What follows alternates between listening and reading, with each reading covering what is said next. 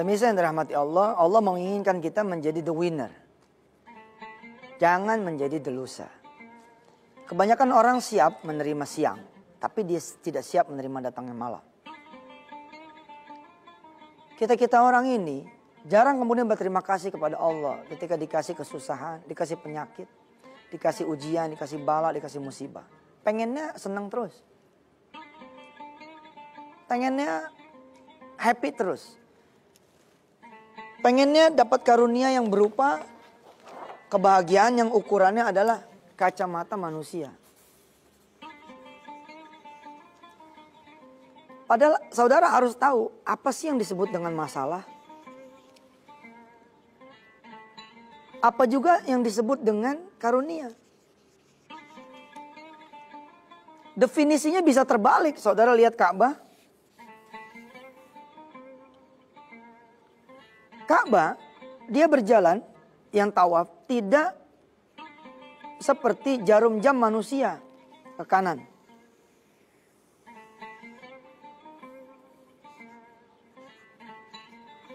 Orang-orang yang melewati Ka'bah, mengelilingi Ka'bah, melakukan prosesi tawaf, dia melakukan gravitasi terbalik. Begini pemirsa. Ya. Cantik ini. Dimulai dari rukun Yamani. Dimulai dengan kemudian kita mengucapkan Bismillahi Allahu Akbar. Kita melakukan prosesi yang terbalik. Apa yang saudara sebut sebagai masalah, apa yang saudara sebut sebagai karunia, barangkali di sisi Allah sesuatu yang kebalikan dari yang saudara semua selama ini pikirkan. Apa yang disebut masalah? Kalau kita bertanya kepada saudara-saudara semua sebelum bicara di Wisata Hati Antv, sebelum kemudian ngaji di Wisata Hati Antv, apa yang disebut masalah? Hutang. Salah satunya. Aduh, saya lagi punya masalah, yang hutang saya banyak. Nggak ada yang menyebut bahwa hutang itu adalah karunia. Tadinya tidak pernah sholat subuh, sekarang sholat subuh. Tadinya tidak pernah bangun malam karena ketakutan besok ditagih, lalu dia bangun malam. Tadinya tidak bisa bersama anak-anak karena sibuk dengan urusan kantor, urusan pekerjaan. Lalu sebab hutang, dia bisa nimbang-nimbang anaknya. Dia bisa nimang-nimang anaknya. Dia bisa menceritakan satu kisah kepada anaknya. Orang menganggap masalah ada sesuatu yang sifatnya keburukan buat dia.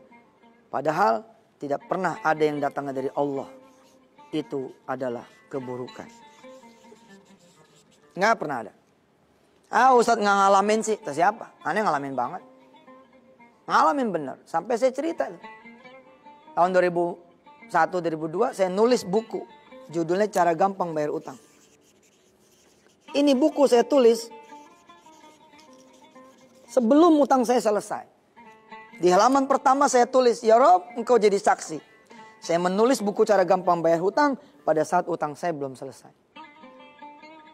Di sini berisi tesis saya tentang apa saja yang dilakukan dan harus dilakukan oleh semua orang yang punya hutang kalau hutangnya mau lunas. Salah satu di antaranya adalah thanks to Allah sudah memiliki hutang. Berterima kasih. Orang tidak akan takut dengan kesusahan kalau dia tahu apa yang menjadi pesan Allah. Sekedar mereview kemarin pemirsa.